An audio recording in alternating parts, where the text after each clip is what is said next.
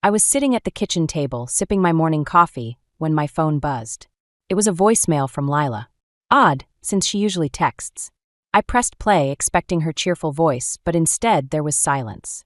A long, unnerving silence. Then, just before it ended, I heard something. A faint, muffled cry. It sent a chill down my spine. My name is Margot, and I'm a dental hygienist. My life is pretty ordinary, filled with routine checkups and the occasional dental emergency. But that morning, everything felt different. That voicemail was like a dark cloud settling over my sunny kitchen. I tried calling Lila back immediately. No answer. I texted her, hoping for a quick reply, but the minutes ticked by with nothing. As I sat there, my mind wandered back to the last few weeks. Lila had been withdrawing from family events, always with some vague excuse. I'd brushed it off as her being busy with work or just needing space. But now I couldn't shake the feeling that something was wrong. Ethan, my husband, walked in, still in his pajamas. "You look worried," he said, pouring himself a cup of coffee. "It's Lila," I replied, replaying the voicemail for him. His brow furrowed as he listened. "Maybe it's nothing," he said, trying to reassure me. "You know how phones can be." I nodded, but my gut told me otherwise. "I think I need to go see her," I said, standing up and grabbing my keys. Ethan didn't argue. That's one of the things I love about him. He's always been my rock, supporting me even when I'm chasing shadows. The drive to Lila's place felt longer than usual. My mind was racing, filled with possibilities, each one more unsettling than the last. I thought about the last time I saw her. She seemed fine, maybe a bit tired, but nothing out of the ordinary. Yet, there was something in her eyes, a flicker of something I couldn't quite place. Fear, perhaps? When I arrived, I knocked on the door, trying to keep my anxiety in check. Carter, my son-in-law, answered with his usual charming smile, but it felt different this time. Forced, maybe. "Margot, what a surprise," he said, stepping aside to let me in. "Lila's in the kitchen." I found her there, making breakfast for Olive. She looked up, surprised to see me. "Mom, what are you doing here?" "I got your voicemail," I said, watching her closely.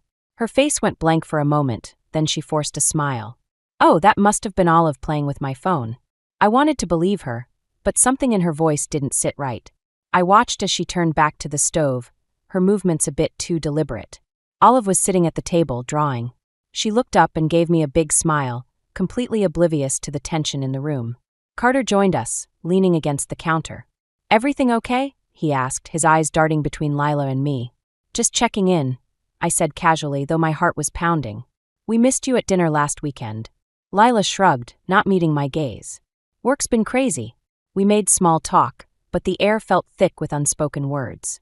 Lila seemed distracted, her eyes flicking to Carter whenever he spoke. I noticed the way she flinched slightly when he touched her shoulder. It was subtle, but it was there. As I left, I hugged Lila a little tighter than usual. "Call me if you need anything," I whispered, hoping she'd hear the deeper meaning. Driving home, I couldn't shake the feeling that something was terribly wrong. I thought about the voicemail, the silence, and that faint cry. It echoed in my mind, urging me to dig deeper. I knew I had to find out what was really going on, even if it meant uncovering something I wasn't ready to face. That night, as I lay in bed, the question lingered in my mind. What was Lila hiding, and how far was I willing to go to protect my daughter? The next day, I found myself back at Lila's doorstep. I hadn't planned on visiting again so soon, but I couldn't shake the feeling that something was bubbling beneath the surface. As I knocked, I rehearsed my lines in my head, trying to sound casual yet concerned. Lila opened the door, her eyes widening in surprise. "Mom, you're back already?" I shrugged, trying to play it cool. "Thought I'd drop by. Maybe take you and Olive out for lunch." She hesitated, glancing over her shoulder. "Carter's home today. Maybe another time." I could feel the tension in her voice, like a tightly wound coil ready to snap. "Just a quick bite," I insisted. "I miss spending time with my girls." Carter appeared behind her, his smile as polished as ever. "Margot, twice in 2 days? We're honored." I forced a smile, feeling the insincerity seep through his words. "What can I say? I love my family." Lila looked between us, her eyes flickering with something I couldn't quite read. Fear? Resignation? Whatever it was, it made my heart ache. "Actually," Carter said, wrapping an arm around Lila's shoulders, "we were just about to head out ourselves." "Where to?" I asked, trying to keep the conversation light. "Just errands," Lila replied quickly, her eyes avoiding mine. "Groceries and stuff." I nodded. though my instincts screamed that there was more to the story. All right, another time then. As I turned to leave, Olive bounded into the room, her little face lighting up when she saw me. "Grandma," she squealed, wrapping her arms around my legs. I knelt down to her level, ruffling her hair. "Hey, sweetheart. How about a playdate at my place soon?" Olive nodded enthusiastically, but Carter's voice cut in, smooth and controlling. "We'll see, Olive. Maybe next weekend." I kissed Olive's forehead, feeling the weight of Carter's gaze on me. "I'll hold you to it," I said, standing up. Walking back to my car, I couldn't shake the feeling that I'd just witnessed a carefully choreographed performance. Lila's evasiveness, Carter's charm, it all felt like part of a script designed to keep me at bay. Back home, I found Ethan in the garage, tinkering with his latest project. "How'd it go?" he asked, wiping his hands on a rag. "Strange," I replied, leaning against the workbench. "Lila seemed off. And Carter, well, he's always too smooth for my liking." Ethan nodded, his expression thoughtful. "Maybe you should talk to Jonah. He might have noticed something too." I considered it. Jonah and Lila were close, always had been. If anyone could help me piece this puzzle together, it was him. Later that evening, I called Jonah. He picked up on the second ring, his voice warm and familiar. "Hey Mom, what's up? Just wanted to chat," I said, trying to sound casual. "Have you talked to Lila lately?" "Yeah, a few days ago," he replied. "Why?" I hesitated, choosing my words carefully. "She seems distant. Have you noticed anything?" There was a pause on the line, then Jonah sighed. "Actually, yeah. She mentioned feeling overwhelmed, like she couldn't catch a break." I could hear the concern in his voice, mirroring my own. "Did she say why?" "Not directly," Jonah admitted. "But she hinted at feeling trapped. I thought it was just work stress." A chill ran through me. Trapped. The word hung heavy in the air, echoing my own fears. "I think there's more to it," I said, my voice barely above a whisper.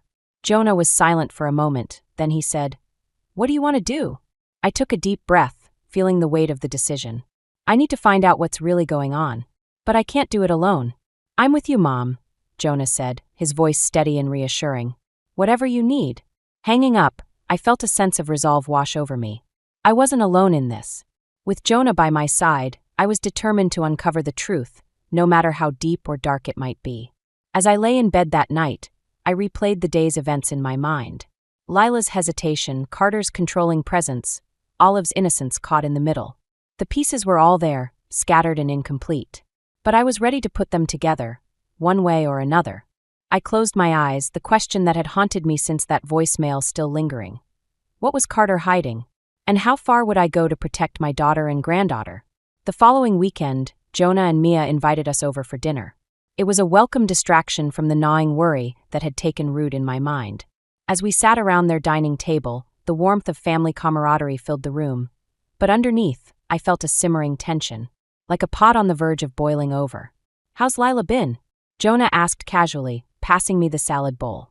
I hesitated, glancing at Ethan, who nodded slightly, encouraging me to speak. "She's been distant," I admitted, my voice low. "There's something going on, and I'm worried." Mia, ever the perceptive one, leaned forward. "Do you think it's Carter?" I nodded, feeling the weight of unspoken fears pressing down on me. "There's something off about him. I can't put my finger on it, but Lila's not herself." Jonah exchanged a glance with Mia, then turned back to me. "I've been thinking the same. Lila's always been strong, but lately she seems subdued." Ethan cleared his throat, breaking the tension. "We need to find out what's really happening. Maybe talk to Lila again, but carefully." Just then, the doorbell rang, interrupting our conversation. Jonah got up to answer it, and a moment later, he returned with an unexpected guest, Carter. "Hope I'm not interrupting," Carter said, his smile wide and disarming. "Lila mentioned you were having dinner, and I thought I'd swing by." My heart sank. His presence felt like a shadow cast over the evening. "Of course," I said, forcing a smile. "You're always welcome." Carter took a seat, his eyes scanning the room, as if assessing the dynamics. "Lila's at home with Olive. She sends her love." As we resumed dinner, the conversation felt strained, with Carter steering it towards superficial topics.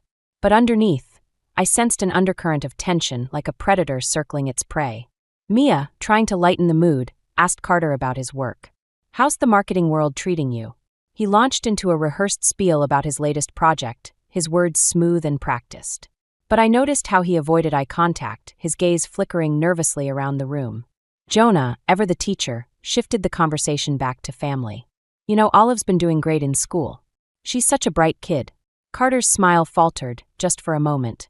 Yeah, she's a smart one, he said, his voice lacking the usual warmth. As the evening wore on, I watched Carter closely, noting the subtle cracks in his facade. The way his fingers tapped restlessly on the table, the slight edge in his voice when he spoke about Lila. It was all there, hidden beneath layers of charm. After dinner, as we gathered in the living room, Carter excused himself to take a call. As soon as he was out of earshot, Jonah turned to me. Did you see that? I nodded, my heart pounding.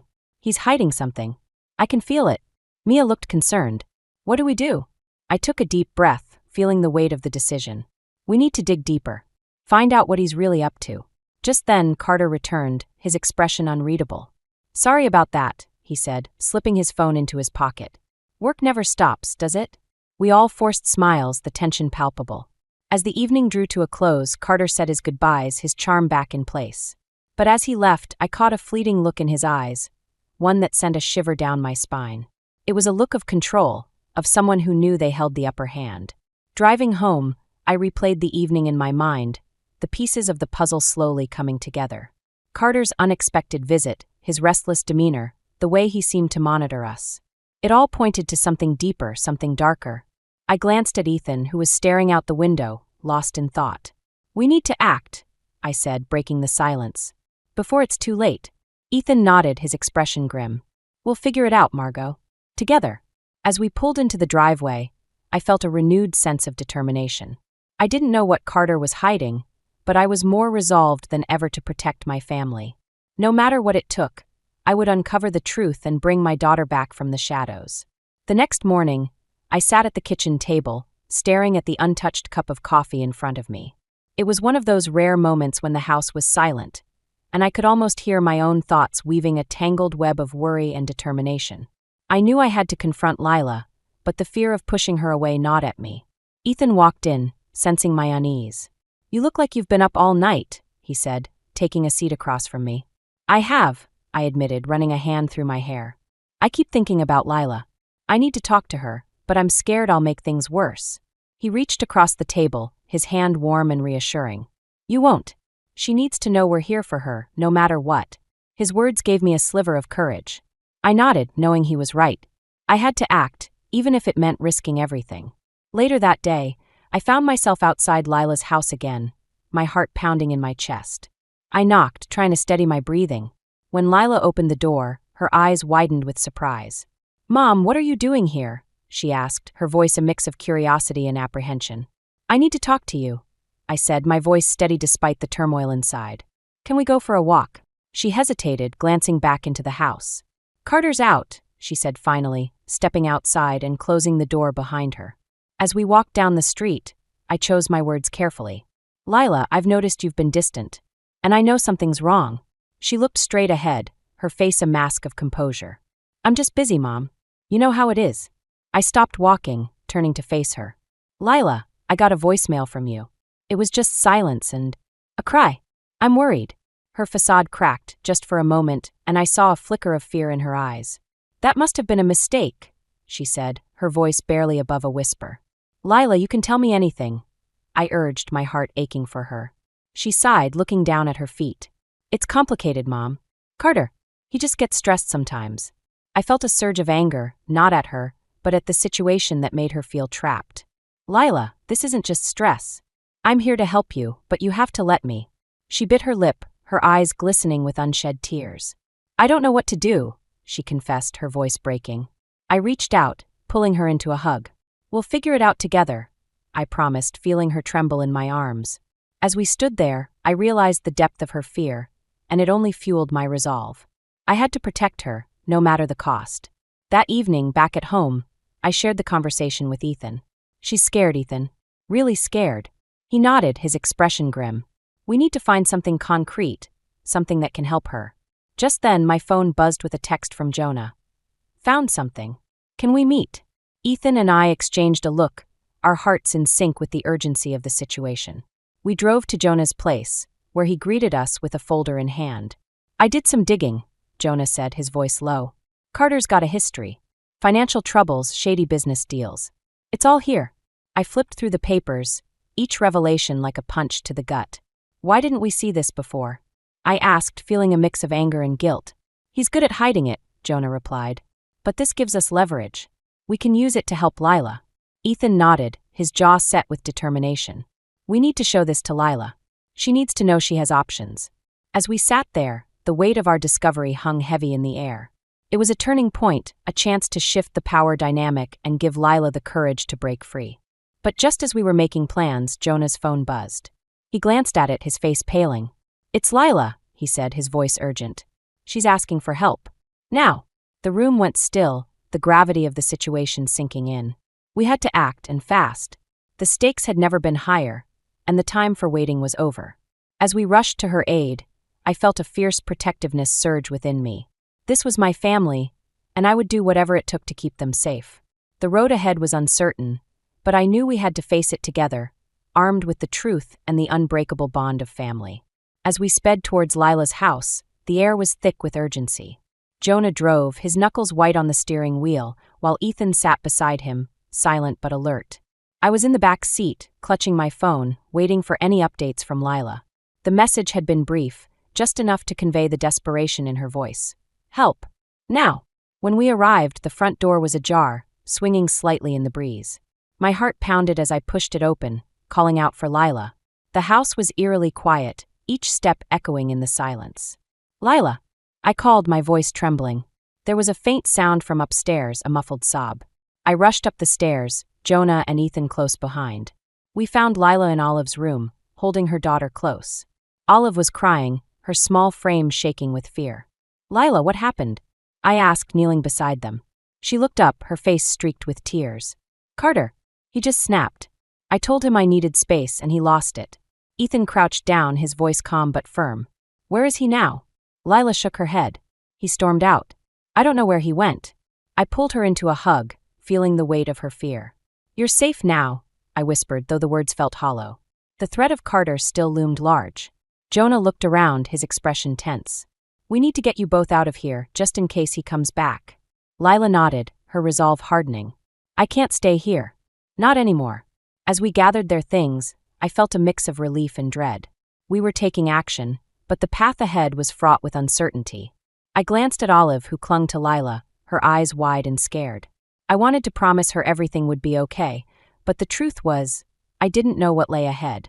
Back at our house, we settled Lila and Olive in the guest room. The familiar surroundings offered a small comfort, but the tension lingered in the air. Over dinner, the conversation was subdued, each of us lost in our thoughts. After we put Olive to bed, Lila joined us in the living room. Her face was drawn, the weight of the day etched in every line. "I can't believe it came to this," she said, her voice barely above a whisper. Ethan placed a reassuring hand on her shoulder. "You did the right thing, Lila. You're protecting Olive, and that's what matters." She nodded, though her eyes were filled with uncertainty. "What if he comes after us? What if he tries to take Olive?" I felt a surge of anger and protectiveness. "We won't let that happen," I said, my voice firm. "We have the information Jonah found. We can use it to keep him at bay." Lila looked at Jonah, who nodded. "It's enough to get a restraining order, at the very least. We'll make sure you're safe." As we discussed our next steps, a new determination took root within me. I had been driven by a need to protect my family, but now the stakes were higher. It wasn't just about keeping Lila and Olive safe. It was about ensuring they could live freely, without fear. But even as we made plans, a part of me wondered about Carter. What had driven him to this point? Was he truly irredeemable, or was there something deeper at play? The questions gnawed at me, challenging my perception of justice and revenge.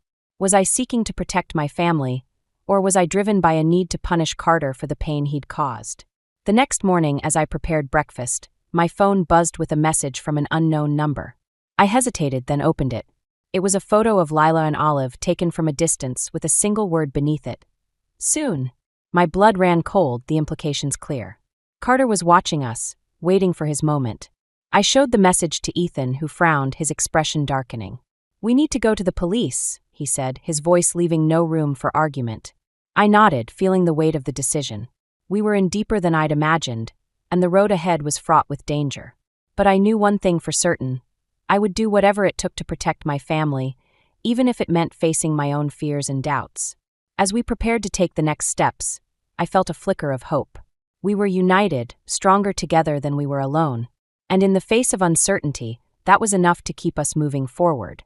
The morning after receiving Carter's chilling message, I found myself at the police station, my heart heavy with dread.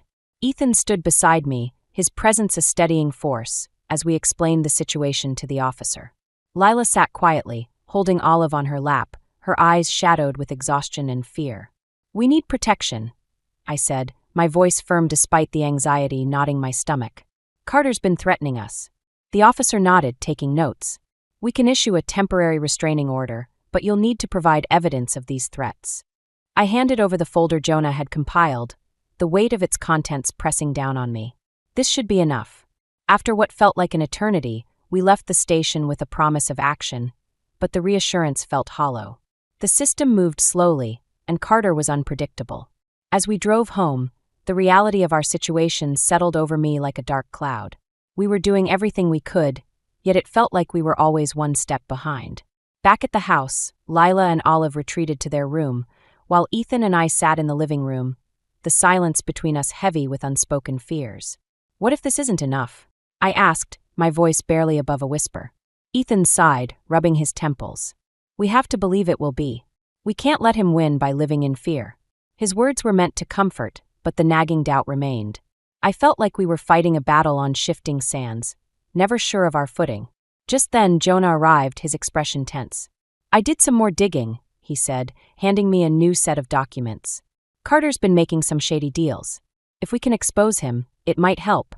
I glanced through the papers, feeling a flicker of hope. "This could work," I said, though my voice lacked conviction. The stakes were high, and the risks even higher. As we discussed our next steps, the doorbell rang. My heart leapt into my throat, fear gripping me. Ethan went to answer it, and I held my breath, expecting the worst. But it was just Mia, her face a mix of concern and determination. "I thought you might need some backup," she said, joining us in the living room. Her presence was a balm, reminding me that we weren't alone in this fight. We had family, and that was our greatest strength. As the day wore on, we planned and prepared, but the tension never left the room. Each sound outside made me jump, every ring of the phone sent a jolt of fear through me. It was a waiting game, and the uncertainty was suffocating. That evening, as we gathered for dinner, Lila spoke up, her voice tremulous but steady. "I can't keep living like this," she said, her eyes meeting mine. "I need to take control." I reached across the table, squeezing her hand. "We're with you, whatever you decide." She nodded, drawing strength from our support. "I want to confront him. I need to tell him it's over." The thought of facing Carter made my blood run cold, but I understood Lila's need for closure. It was a risk, but one she was willing to take. As we solidified our plan, a sense of resolve settled over us. We were taking back control, refusing to be victims any longer. But even as we prepared, a part of me feared the unknown. Carter was unpredictable, and I couldn't shake the feeling that he had one last card to play. The next day, as we set out to meet Carter, my heart was a storm of emotions. Fear, anger, determination. They all swirled within me, pushing me forward even as doubt whispered at the edges of my mind. We arrived at a neutral location, a small cafe where Lila had arranged to meet Carter. I watched from a distance, my heart in my throat as she approached him. Ethan and Jonah flanked me, ready to step in if needed. As Lila spoke to Carter, I saw the tension in her posture, the way she squared her shoulders against his presence. Their conversation was too far away to hear, but I could see the anger in Carter's eyes, the way his hands clenched into fists. Suddenly, Carter's demeanor shifted, his expression turning cold and calculating. He said something, and Lila's face went pale. She turned to us, her eyes wide with fear. "He's threatening to take Olive," she said, her voice shaking as she reached us. The words hit me like a punch to the gut, the final twist in a nightmare that seemed never-ending. We had pushed Carter into a corner, and now he was lashing out with everything he had. As we regrouped, the enormity of the situation crashed over me. We were fighting for Lila's freedom, for Olive's future, and the path ahead was more uncertain than ever. But in that moment, surrounded by my family, I felt a fierce determination rise within me. We would not be defeated. We would stand together, no matter what came next. The air was thick with tension as we approached Carter's house, the setting sun casting long shadows across the driveway. This was it, the moment we had been building towards, the confrontation that would determine our future. I felt a mix of fear and determination coursing through me, each step forward a battle against the instinct to turn and run. Ethan, Jonah, and I moved as one, a united front. Lila was with us, her resolve steely despite the tremor in her hands. Olive was safely with Mia, away from the chaos that was about to unfold. We knocked on the door, and it swung open to reveal Carter, his expression a mask of surprise quickly replaced by a smirk. "Well, this is unexpected," he said, leaning against the doorframe with feigned nonchalance. "We need to talk," Lila said, her voice steady. Carter's eyes flicked to me, then back to Lila. "Is this some kind of intervention?" "You could say that," Jonah replied, his voice calm but firm. "We know what you've been doing, Carter." Carter's smirk faltered, a flicker of uncertainty crossing his face. "I have no idea what you're talking about." Lila stepped forward, her gaze unwavering. "It's over, Carter. I'm done living in fear." For a moment, Carter said nothing, his eyes narrowing as he assessed the situation. Then, with a sudden burst of anger, he slammed the door shut, locking us out. I felt a surge of panic, but Ethan was already moving, pounding on the door. "Carter, open up. We just want to talk." There was a tense silence, and then the door opened again, Carter's demeanor cold and calculating. "Fine. Let's talk." We entered the house, the familiar surroundings now tinged with a sense of foreboding.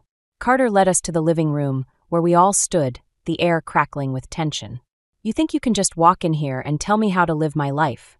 Carter said, his voice laced with bitterness. "You have no idea what it's like." "I know enough," Lila replied, her voice strong. "Enough to know I deserve better. Olive deserves better." Carter's eyes flashed with anger, but there was something else there too, a vulnerability, a crack in his armor. "I was trying to protect us," he said, his voice dropping. "By controlling us?" Lila shot back, her words sharp. "That's not protection, Carter. That's fear." As they spoke, I watched Carter closely, seeing the battle waging within him. He was a man cornered, his facade crumbling under the weight of his own insecurities. "You think you're so righteous," Carter said, turning his gaze to me. "But you don't know what it's like to feel powerless." I stepped forward, my heart pounding. "I know more than you think," I replied, my voice steady. "And I know that power doesn't come from control. It comes from love and respect." Carter's expression wavered, and for a moment, I saw the man beneath the mask, a man driven by fear and insecurity, trapped in a cycle of his own making. The room was silent, the tension palpable. Then, in a move that surprised us all, Carter sank into a chair, his head in his hands. "I don't want to lose Olive," he said, his voice breaking. Lila knelt beside him, her anger tempered by compassion. "You need help, Carter. We can't do this anymore." For a moment, it seemed like the confrontation would end in a stalemate, but then Carter looked up, his eyes filled with a mix of desperation and surrender. "I don't know how to change," he admitted, the words raw and vulnerable. It was the unexpected twist we hadn't anticipated, a moment of clarity in the midst of chaos. Carter wanted to change, but he didn't know how. "We'll help you," Lila said softly, her voice filled with a resolve that surprised even me. "But you have to let us go." Carter nodded, the fight leaving him. "Okay," he said, his voice barely above a whisper. "Okay." As we left the house, I felt a weight lift from my shoulders. It wasn't the resolution I had envisioned, but it was a resolution nonetheless. Carter had chosen to face his demons, and in doing so, he had given us the freedom we sought. Walking away, I realized that the confrontation had brought us face to face with the core themes of our journey: revenge, justice, and ultimately, forgiveness. It wasn't about defeating Carter. It was about finding a path to healing for all of us. As we drove home, the sun dipped below the horizon, casting the world in a gentle twilight. It felt like a new beginning, a chance to rebuild and move forward, stronger and more united than ever before. The house felt different now, filled with the comforting sounds of family. Lila and Olive had moved in with us, and the change was palpable. It was as if the walls themselves had relaxed, shedding the tension that had gripped us for so long. I watched as Lila sat at the dining table, her focus on a new graphic design project. Her face was serene, a quiet confidence replacing the shadows that had haunted her. Olive played nearby, her laughter a sweet melody that filled the room. It was a reminder of what we had fought for: a life free from fear, a future filled with hope. I felt a deep sense of peace, knowing we had reached a turning point. Ethan joined me in the kitchen, wrapping an arm around my shoulders.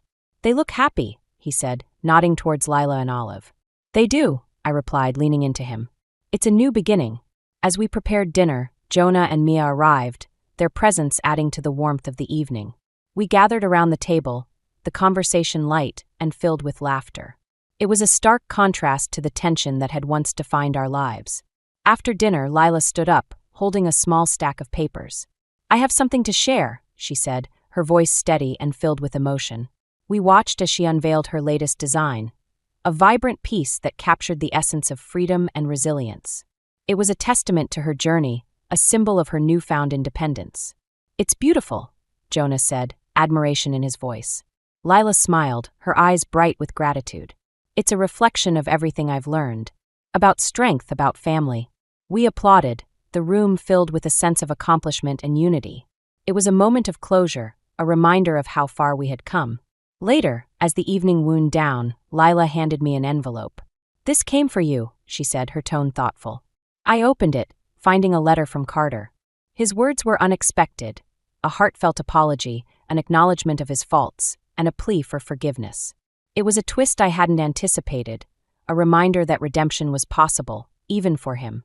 I read the letter aloud, the room silent as we absorbed its contents. Carter's words were sincere, filled with a vulnerability that hinted at change. "What do you think?" Ethan asked, his voice gentle. "I think it's a start," I replied, folding the letter. "But forgiveness is a journey, not a destination." Lila nodded, understanding the complexity of the situation. "I hope he finds peace," she said softly, her eyes meeting mine. As we sat together, I reflected on our journey. We had faced challenges that tested us, pushed us to our limits. But through it all, we had emerged stronger, more united than ever before.